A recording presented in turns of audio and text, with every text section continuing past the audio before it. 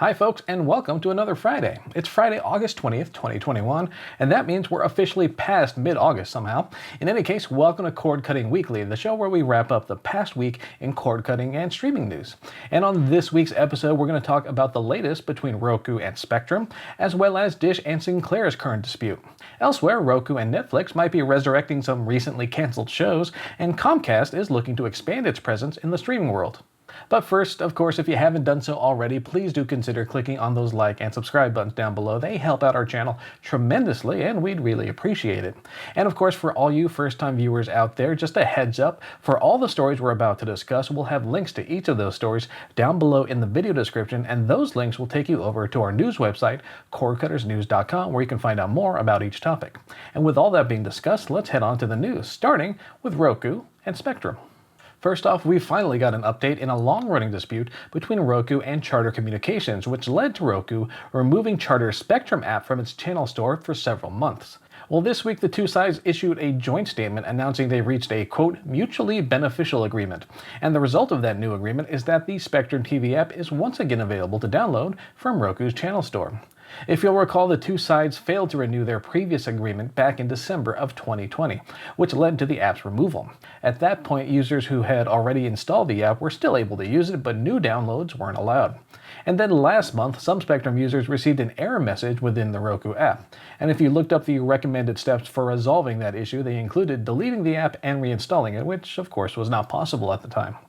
Now, however, the app is back, so if you're a new Spectrum user or you've otherwise been waiting for the app to reappear, definitely check out the channel store starting this week.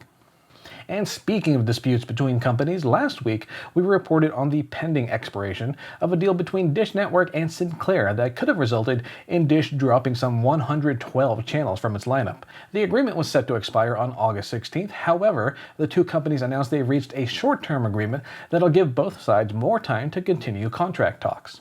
So essentially what this new announcement means is that those 112 channels, which included several local affiliates and the tennis channel, will continue to be a part of Dish's lineup. And that should be good news for the estimated 3.5 million customers that would have been impacted by their removal. What it does not necessarily mean, however, is that Dish and Sinclair are any closer to renewing their agreement. Both sides have shared some pretty strong words about their respective stances and points of contention regarding a new deal, and it remains to be seen if and when the companies will reach a long-term agreement. For now, though, the short-term extension keeps those channels on Dish, and we'll continue to keep an eye on the story and report back when we hear more. Next up, we return to Roku, and more specifically the Roku Originals program that's bringing original and exclusive content to the company's free streaming platform, the Roku Channel.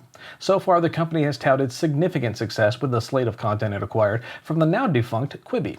Those Quibi shows still follow that quick bite format that was one of Quibi's signature traits, so each episode is around 10 minutes long or so. However, Roku has started renewing shows and ordering more seasons and episodes, which will follow more traditional episode lengths. Case in point, Reno 911 has been renewed for a new season comprised of 30-minute episodes. Meanwhile, there are reports of Roku looking into reviving the recently canceled Zoe's Extraordinary Playlist. Now, at the time we recorded this episode, that deal had not been finalized, and we'll update if we hear anything further. Regardless, the fact that Roku's even a part of the conversation when it comes to reviving canceled shows indicates the company is continuing to invest more and more into its original content push, so stay tuned.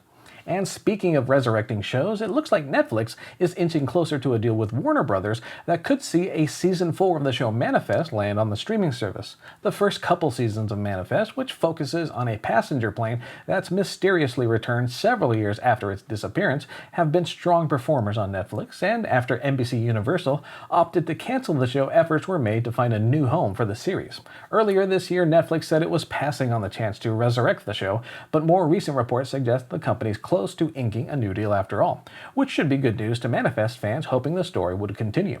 To be clear though, we have not yet heard a definitive announcement on this deal, but be sure to check out cordcuttersnews.com for all the latest.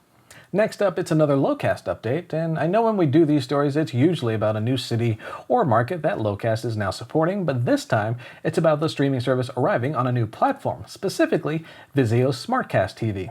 The streaming service, which offers local channels via streaming, is now available on Vizio's platform, and while there's no set monthly fee to use Locast, you'll get frequent notifications about suggested regular donations, which start at $5 per month. And once you sign up for regular donations, those notifications should go away. And if you're curious about which cities and markets Locast currently supports, you'll find an up-to-date list included in our post linked down below in the video description.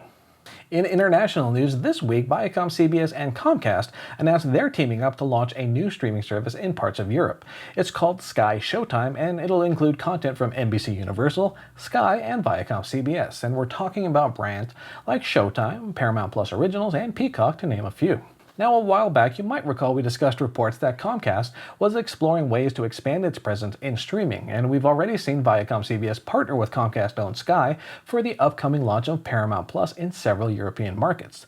This latest move, if it makes it through the usual regulatory approval process, would launch with more than 10,000 hours of content, including new movies and TV shows, as well as classic programming. As far as availability goes, you can check out the full post for the entire list, but some of the markets mentioned include Croatia, Denmark, Finland, Portugal, Spain, and Sweden, among several others. ViacomCBS and Comcast said they plan to launch Sky Showtime at some point in 2022, but the companies did not share an exact target date, or pricing details for that matter. Of course, we have some time before that new year, and the regulatory approval process to get through as well, so we'll keep you updated with new details as we learn more. In the meantime, cord cutters and streamers in Europe might have a new option to choose from fairly soon.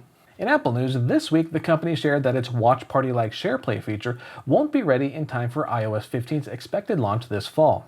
The feature allows users on compatible devices to enjoy shows, movies, music, and other content via a shared experience. It's similar in approach to the Watch Party feature we've seen pop up in several streaming services and could theoretically allow friends and family in, say, a group FaceTime call to watch and react to a movie together. However, this week Apple posted an update on its developer site to say the feature is being disabled in recent beta versions of its latest updates to iOS, macOS, tvOS, and iPadOS. Beyond that, SharePlay also won't be enabled for the first public version of iOS 15 when it hits the ground this fall.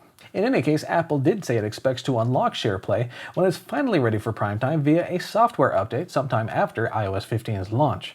To be fair, Apple has held back major features from its iOS launches in the past, so this move isn't exactly new. But if you're looking forward to the SharePlay feature, it looks like you'll have to wait a little bit longer. Lastly, this week, Amazon's Prime Video streaming service is adding a bit of personalization to its user profiles. Now users can select from a collection of profile images to help differentiate their individual account. And as you might expect, the available avatars hail from various Prime Video shows and movies, so you can choose maybe a serious-looking John Krasinski from The Jack Ryan Show, Rachel Brosnahan as Miriam Maisel, and several others. Now, if you want to spice up your user profile image with any of these fancy new avatars, we have the exact steps listed in our post linked down below in the video description. And hey, if any of those new options stand out to you, please feel free to share your top choices in our comment section down below.